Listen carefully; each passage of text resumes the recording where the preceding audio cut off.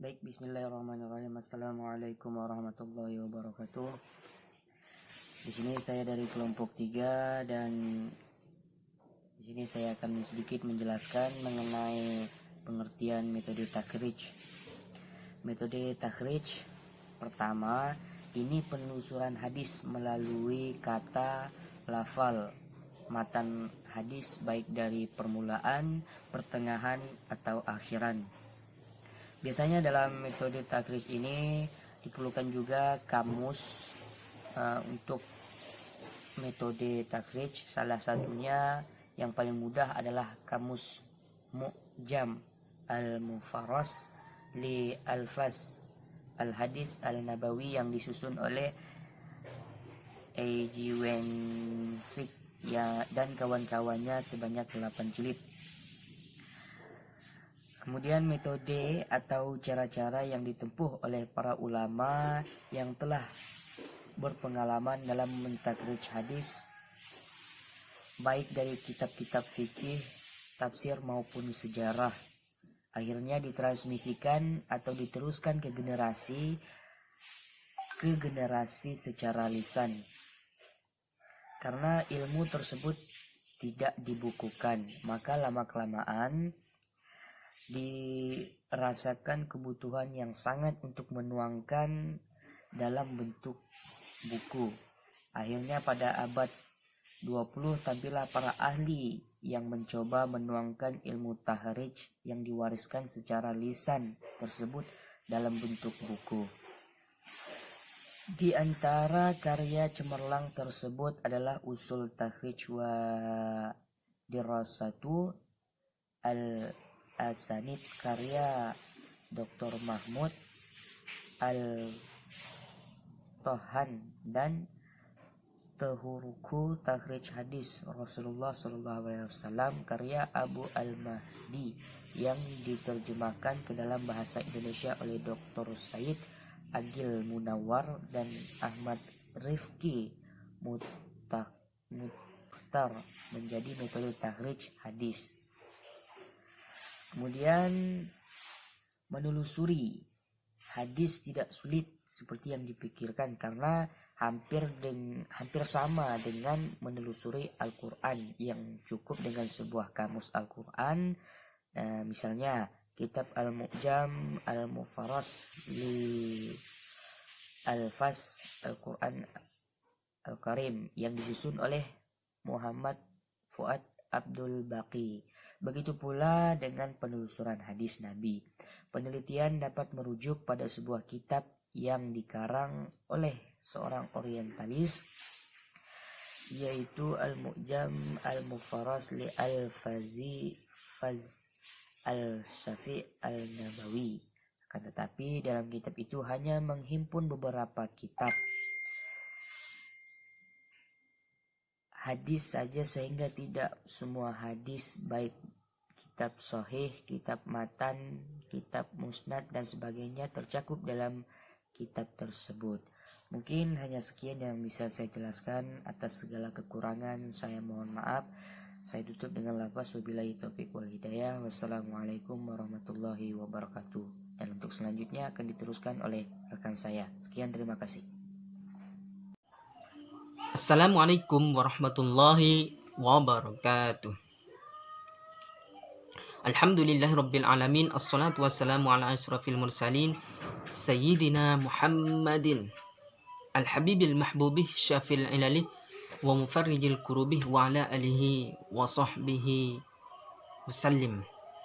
Qala rabbi shrah li sadri wa yassir li amri wahlul 'uqdatam min lisani yafqahu qawli. Amma ba'du. Yang saya hormati dan yang kami takdimi Bapak Hibni Putra LCMA, semoga beliau tetap diberi kesehatan dan keberkahan dalam kehidupannya.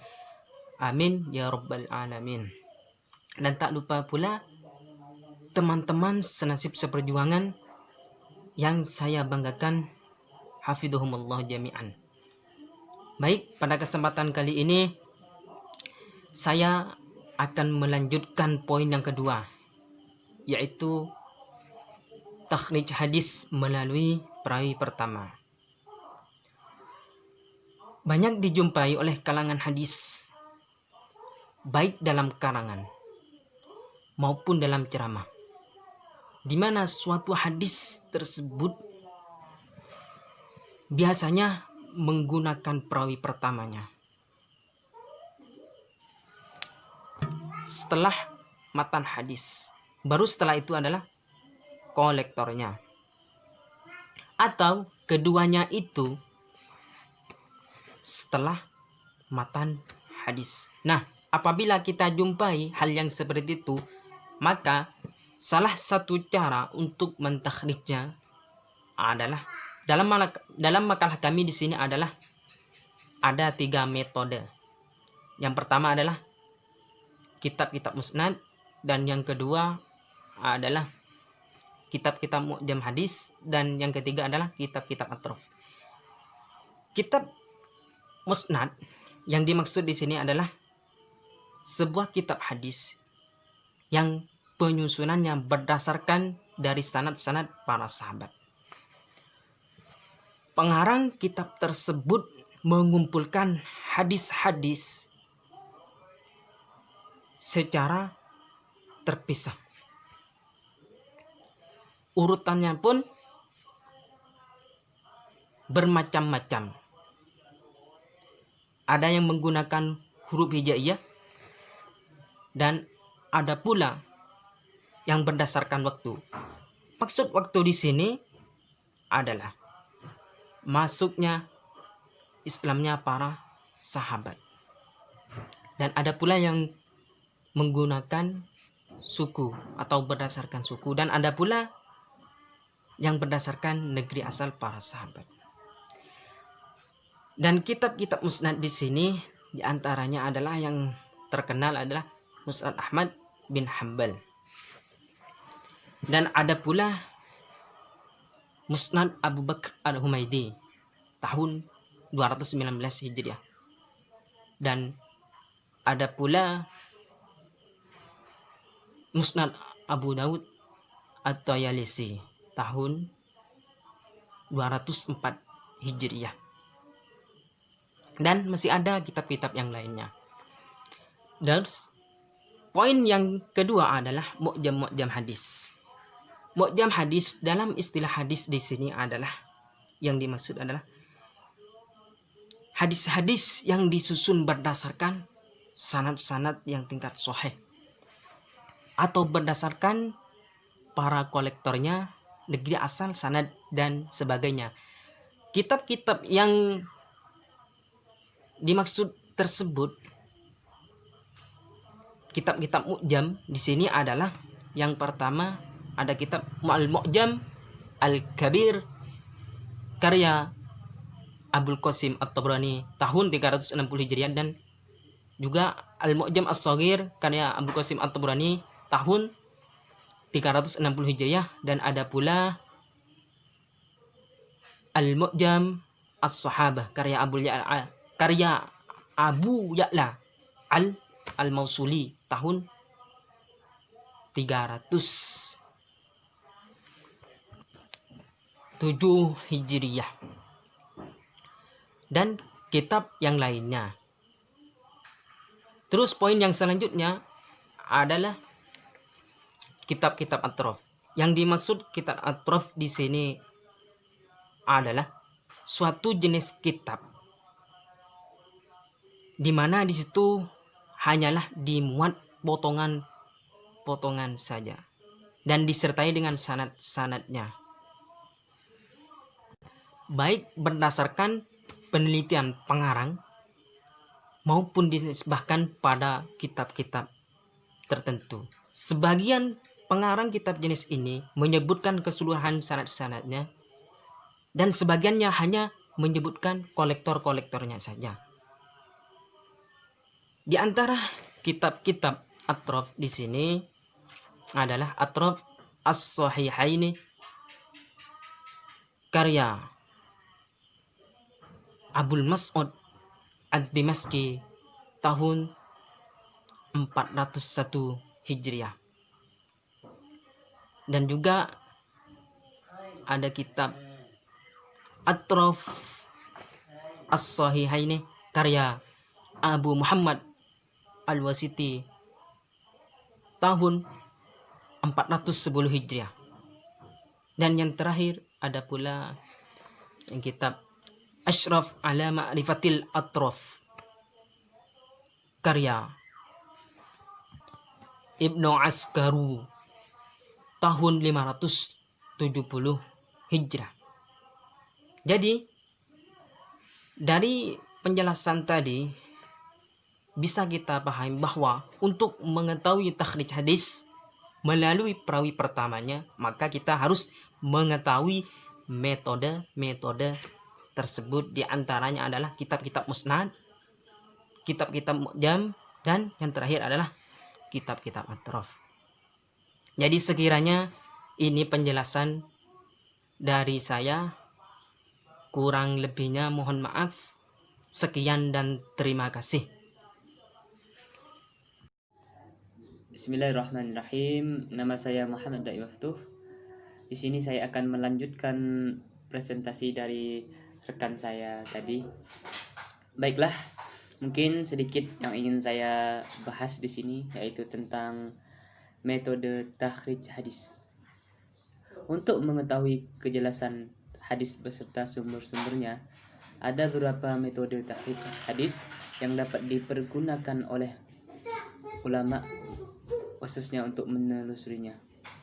Metode-metode takhrij ini diupayakan oleh para ulama dengan maksud untuk mempermudah mencari hadis-hadis Rasulullah SAW. Di sini adapun metode-metodenya yaitu ada 5. Yang pertama takhrij hadis menurut lafaz pertama hadis, dan yang kedua takhrij menurut lafaz-lafaz yang dalam hadis. Yang ketiga takhrij menurut perawi terakhir, dan yang keempat takhrij menurut tema hadis, dan yang terakhir yaitu takhrij menurut klasifikasi jenis hadis. Mungkin di antara kelima metode ini teman-teman bisa melihat penjelasan dari masing-masing metode, dan mungkin langsung saja. Baik, selanjutnya tujuan dan manfaat takhrij hadis ialah untuk menunjukkan sumber hadis-hadis dan menerangkan diterima atau ditolaknya sebuah hadis.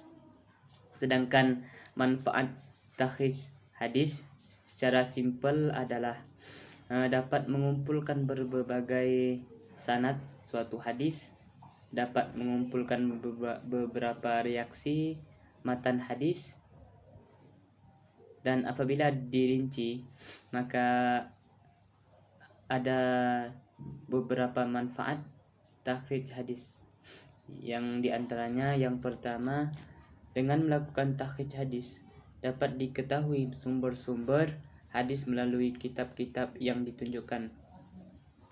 Yang kedua, dengan melakukan takhrij dapat diketahui sumber-sumber asli atau suatu hadis serta ulama yang meriwayatkannya.